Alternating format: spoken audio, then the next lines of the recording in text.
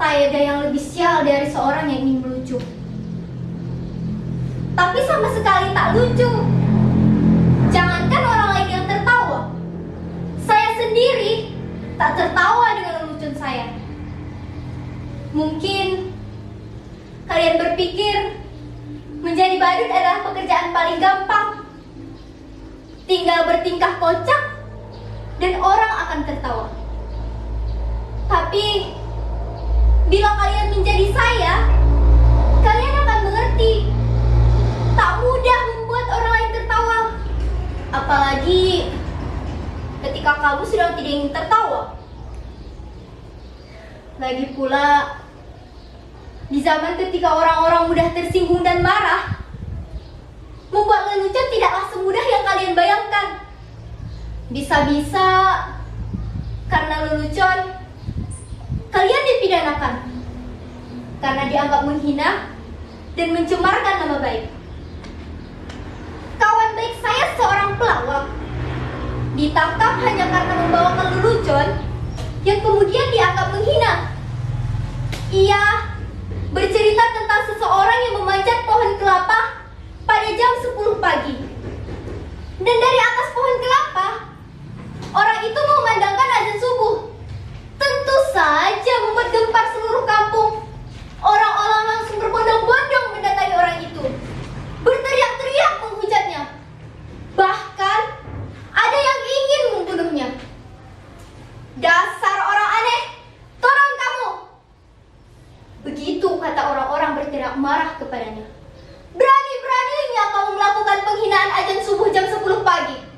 Dasar orang aneh, kafir! Tapi dengan tenang orang itu menjawab, loh, siapa yang aneh? Siapa yang kafir? Coba kalian pikir, saya azan jam 4 di masjid, tapi tak ada satupun dari kalian yang datang ke masjid. Begitu saya azan subuh jam 10 pagi, kok kalian malah berdatangan? Coba kalian pikir, siapa yang gak taat, siapa yang aneh, dan siapa yang kafir? Bapak saya dulu seorang badut.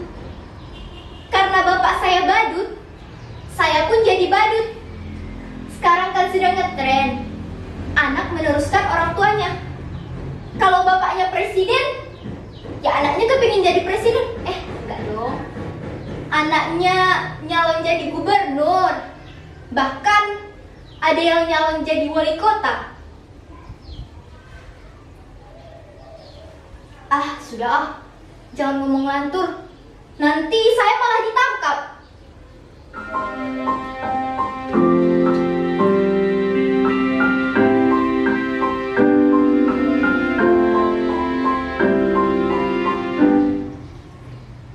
Aku nggak nyangka kamu bakalan datang.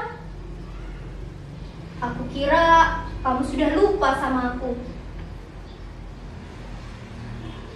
Silakan, ayo duduk. Mau minum apa? Atau mau makan?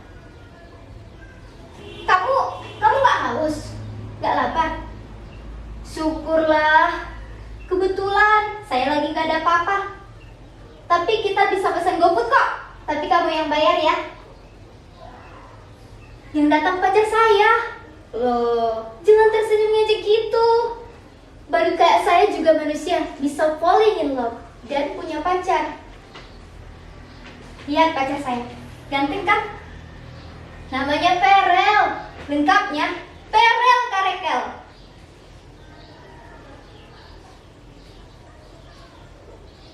Terima kasih kamu sudah mau menemui saya. Saya kira kamu sudah melupakan saya. Terima kasih kamu masih ingat saya. Kamu kangen ya? Saya juga. Rindu itu berat, kamu gak akan kuat. Biar aku saja. Jadi keinget Dilan. Aku kira kamu sudah lupa sama aku.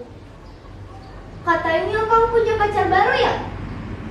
Yang lebih cantik, lebih kaya. Tapi percayalah, aku akan tetap mencintaimu. Sumpah I love you, I miss miss you. Na na na na na na na. Farel? Farel? Farel? Ternyata nggak ada siapa-siapa. Saya baru jomblo. Coba deh kalian bayangkan. Udah badut, jomblo pula. Nasib saya benar-benar ambyar. Percayalah, jadi badut itu berat. Kalian gak akan kuat.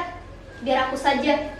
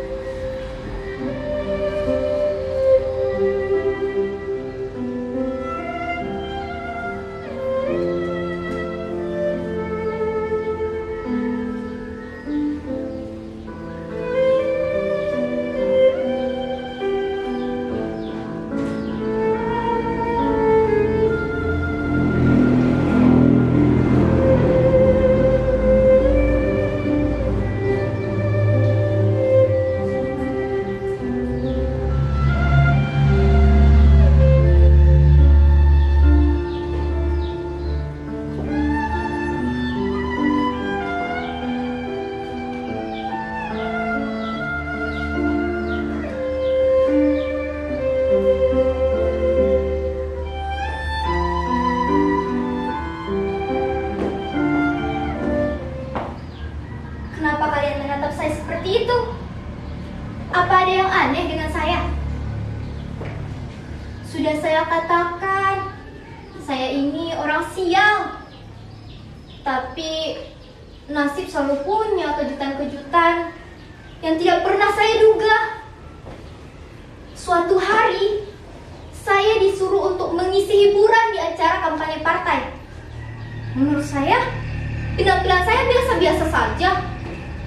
Tapi semua orang yang hadir tertawa terpingkal-pingkal. Saya hanya menggerakkan jari-jari saya seperti ini dan menggoyang-goyangkan pinggang saya seperti ini. Orang-orang sudah tertawa. Bahkan ketika saya hanya berdiri diam, mereka semakin tertawa terbahak-bahak.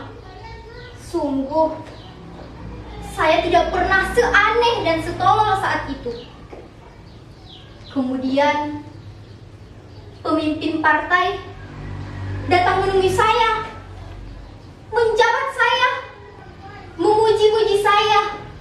Katanya, saya itu adalah sosok yang karismatik. Saya punya bakat yang harus ditampilkan di hadapan semua orang. Wah, ternyata seperti itu ya.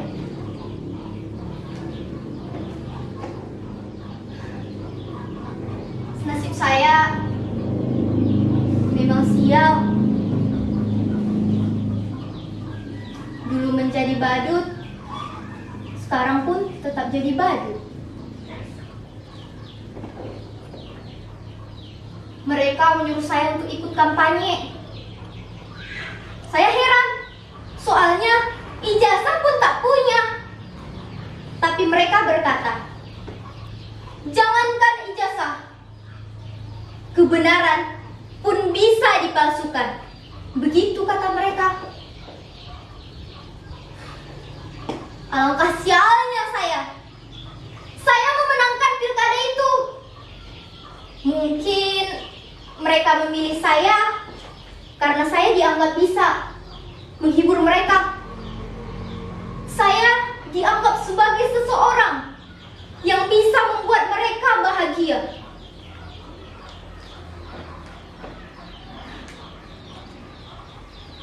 Saya memang orang sial. Dulu saat saya menjadi badut, saya tak pernah bisa membuat orang tertawa. Tapi ketika saya menjadi pemimpin, berkali-kali saya membuat mereka tertawa. Hidup pemimpin kita, hidup pemimpin kita, karena umat pemimpin kita, hidup pemimpin kita, hidup pemimpin kita. Nasib saya memang sial. Dulu menjadi badut, jadi pemimpin pun tetap jadi badut. Badut yang bisa mereka atur, badut yang membuat mereka terhibur. Nasib saya benar-benar sial.